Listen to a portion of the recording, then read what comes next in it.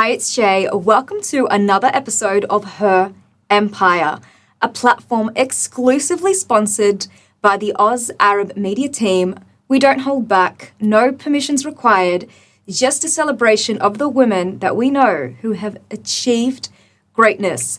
Today, we are proud to be sitting with Heba Aly, former European handball star, international coach, and the force behind one of Australia's fastest growing youth development programs. From Egypt in the Middle East to Sydney, Australia, Heba has brought her skills and international stardom to a sport that is still finding its feet in our country. Heba, an amazing introduction. Thank you so much for joining us today. Thank you to have me today. The pleasure is ours. Let's go straight into our first question. Now, this one was tricky for me. Explain to me what European handball is. I'm loving about this question all the time because it's very good to be honest and something is good to start with. I met my husband a few years ago in Dubai and he was the same because I was very proud and telling him, I was the best left wing in Egypt. Then he told, sorry, what is the handball it is? And he said, again, the handball, there is a wing left and right, is it? Because he came after they explain about the school handball. So handball, it's a mix between basket, soccer, water polo, indoor. Amazing. Yeah. Okay, so what would you suggest, or what would you say is your favorite part of the game? Scoring. Very Egyptian of you. So I guess that goes to being the best in the left in Egypt, right? Exactly. I have my signature move. So it's the best moment. It's the best moment, especially when you have, for example, the best, you play with against the best team, the best goalkeeper, and you go with your signature move and you score. This is the best moment. Let's get into that a little bit later when we talk about your career. But kudos to you on achieving such a great accomplishment in a new country. Now, moving from Egypt to Australia, what did sport teach you about power, resilience, and identity? Is a lot. A lot. Number one, as a famous player in Egypt, then coaching in the Middle East, working with a lot of multicultural, it's a help. But in Australia, it was like from the beginning, it's helped a lot with the language barrier. So one of the things that I start thinking about before I start, my English, my slang, but the sport actually give me the power for that. Because I feel like no need English. They need to scales more. I start trust myself. I start to go in. I feel warm. I feel like I'm not that afraid to be a coach, to coach them, and to build my confidence. That's amazing. So looking at what builds a great team now, so coaching philosophy, in your view, what makes a great team, not just in performance, but in its values? To not be selfish. It's a sport, it's a group sport. I think you can play that across many different teams as well, right? Yes. One of the things usually I start with, we're here to play together, to help each other. We need to make sure we're not selfish. Sometimes you need to be honest, but the other things you have to be understanding each other. For example, it's not my day today. I'm not that in the great performance. So my team should not lift me. My teammate, they need to help to improve that. Then we can win together. It's a group sport. As a coach, how do you build a great team? It's a puzzle. You need to choose the right piece. Exactly. Here, when you have the team picture, you need to make sure they all come together with the scales, fit their position, because the handball, I mentioned, it's a 7-player, goalkeeper and 6. Wings is different than the back is different than the pivot. If each one of them, they create the picture. That's why I called all the time, it's a team like a puzzle. You have to choose the right piece to create the best team. Thank you for sharing that. A very good way to sum up a team. And Australia, we all love our sports, but teamwork is often the challenge. Let's shift to your career now.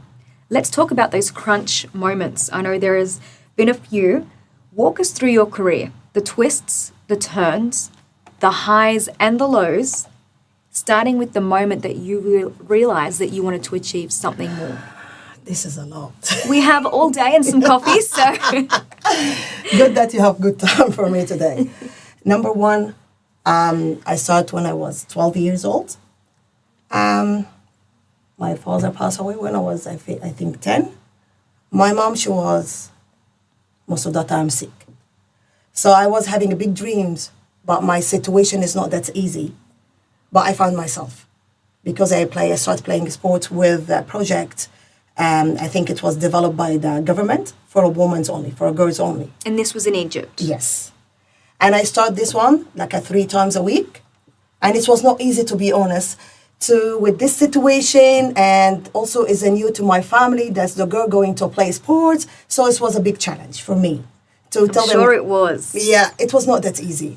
But slowly, my mom is starting, okay, she's having fun, and it's good time for her. Then it was my dream actually to go play in Al Ahly. But I don't think so was good enough. I have a coach, he told me, Heba, maybe it's not good for you, maybe it's the best for you to go Al Zamalek. Which I believe this is one of the best things happened to me when he told me these things. So I started playing at Zamalek. I was happy there. I have a great coaches. Then it became my dream moment when I transferred to Al Ahly. I go there as the best left wing in my age. Yes. The end of the year, they chose me to go to play with the senior in Africa Championship in Wahran, which is, I believe I was 16 years old. Oh my goodness. Looks such a journey for a 16-year-old. Yeah, and I have a player who are 32 years old. No way. Yes. And I never play international. I have maybe 2-3 training with the senior. That's enough. That's it. And guess what? I didn't play. I was there all the time. Sure, that will resonate with a lot of athletes that might be watching. So how did you feel? What did you do with that? I didn't understand from the beginning as a young girl. I just want to play. I don't care about the strategy. I just want to play. And I didn't play. I watched the entire tournament from the top. But of course, I learned a lot. Then I returned back Egypt. I was just not that happy because I was having a lot of dream. I will play there, but I didn't. And I start again because I learned one thing. I want to reach my dream. So I start again with my team as a junior. Then I start training a lot with the senior. And here the coaches started give me a few minutes each game, it was like, finally it's happened. Slow and steady. Yeah. So I'm sure that didn't mesh well with such a young woman that wants to go in there. What would be your advice for other athletes at that transition where you've been selected, you're obviously talented, but you're not there yet and you need that extra training? What would be that The advice? communication. I think one of the mistakes that I didn't have the power to go ask. Because if I ask, because I asked this question 2 years after when I started as the best player in both teams, in senior and junior, so I have the more power to ask. So I asked my coach, I told him why I didn't play there. And the answer, it changed my life. And that's what I am following right now with all the kids I have. He told me, I took you young, you don't have much experience, and everyone who was telling me, no, don't take her, she's still too young. But I told everyone she's a talent, and she needs early experience. I will take her to go there watching the game because 2 years after, she will be the best player. And amazing. Exactly seems like a great coach. Yes, he is. He was. And look, to be quite honest with you, your experiences showed that there's actually a very active role that men play in supporting a woman's career and development. Moving to the next question. So in your experience, how does being a woman affect some of the decisions that you've made in your career, including your sporting journey? To be honest, for me, I didn't. I follow what I believe. Yes. I trust myself. And I get, of course, a lot of help and from my husband as well. He believes that I can do a lot of stuff. So that's make me to go move forward most of the time. So I did what I believe it's the right. For my family and for my business and for my career too. So in your experience, it seems to have been in the one journey. Yes. Especially I go through a lot of things in my life. Be injury and returning back to play and injury again and switch the career from player to be a coach. So I've been like... The life of an athlete, honestly, underplayed, I think, the realities. So good to have you on Her Empire today to share that Thank you. other Thank you so perspective. much. Thank you so much. Okay, question, a favorite one of mine. Do you have any career regrets? No. No. No. Ooh, No. interesting. In entire my life, I like everything I did in my life. All the decisions I have made. Because I don't believe that we should go move forward. If we have any stone in your life, don't stop. Just keep and learn from. That's a mantra in itself. Yeah. Thank you. Okay, this show promotes a seek no permissions mindset. What's your perspective on this approach for women, whether that be in business or their career? I don't believe in seek, to be honest. I believe what you feel, what you can do it. We should just trust ourselves. We can do a lot of things, by the way. I was in the World Cup in 2019, the only female head coach, the youngest one, playing with the best teams, with the best coaches, and I didn't feel like I'm scared from something or I'm less than anyone, which is, to be honest, most of them, they're way experienced than me, but I was feeling the power inside. I will not look, I'm a woman, no. I can do it, I have experience, I'm here to learn and to show the world what I am. And has that mindset and confidence been supported in your family and then obviously back Egypt at home? Yeah, of course. It's a lot. My kids, they're really proud about me. In Japan, the first tournament, my daughter, she was 4 years old, and my son, he was 7. Every time they hear my name, like with Australian head coach Heba Aly, they keep sharing, telling, and after the tournament, of course, they keep telling all the friends about me. In Egypt, the good things, like my story keep going. So as a good player, playing in Al Ahly, everyone knows me in my career as a handball player, and then also now as Australian national head coach. Amazing. As living in Australia, doing a lot of stuff else with helping the community, developing the systems for the young kids and the youth. Yeah, this is Heba, yeah. Yes, so I'm going to steer a little bit away from the set standard script and actually want you to share the exciting news that you shared with me a little bit earlier. Please, I'm sure our audience will be so excited, especially those in Sydney, to support you. So please, Heba, tell us about your new project. Okay. I have old one, which is I'm really proud because I live in Wentworth Point. Yes. We don't have any space for the kids to play. It's a lot of building around. It's a beautiful area. It's really beautiful. Very area. beautiful. Multicultural community. Some great restaurants as well. It's the best. It's the best community, safe community. But the kids was stuck all the day and night and home, watching the devices, watching the TV, which is something I didn't like it. So the good things where I have a lot of people actually support me. So we transfer a top roof of car park to a sports complex. No, you didn't. What? Exactly. Which is something that I feel like I did something for the community. I did something for my kids. It's an urban innovator.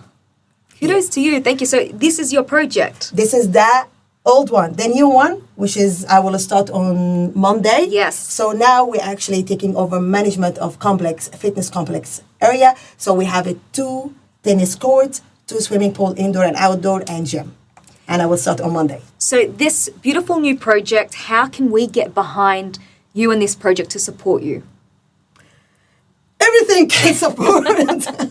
Come visit us. Come visit. We will have an opening, I think, in the mid of next month. Very nice. It will be actually great for us if you come. You heard that? Please. Everyone at home, especially for those who have children that are on their phones, please get behind Heba and the team at Wentworth Point. And for those foodies out there are many stalls and restaurants that you could buy some time with as you're waiting. And Heba, now that we've heard about your exciting news, I want you to share one piece of advice with us on what will help establish women like yourself in building their empire, and if there was one piece of advice you could share with them during those crunch moments, what would that be? Believe, to be honest. I know that as a human nature, we're learning from our experience, but we have to believe ourselves. We can do a lot of things. We're not just a woman, we have children sitting home. We can work, care about kids, care about husband, grow business, grow future. Not only for our kids, for community as well. That's what I'm looking for. And then I believe we can do and more and more and more. I will tell you one thing. I was, my team, all of them they were men's. So I was the head coach and I had the 6 working with me. All of them there was men's, and one of them it was my husband. He was the team manager. And he was to trust my skills all the time. Yes. So I didn't feel anything. I feel strong because I realized that I believe in myself. Thank you, Heba. Thank you for joining us today on Thank you so Her much. Empire. We're super proud. And again, you're just another example of the contribution that many people make to Australia from their homeland. And we are better and beneficiaries of it here. If there was one way we could get in contact with you after the show, what would that be? Phone number, follow us on Facebook, Instagram, Titan Sports Global. We'll be proud. Thank you, Heba, for joining us today. And for everyone watching, thank you. It's Chay. And until next time, stay connected.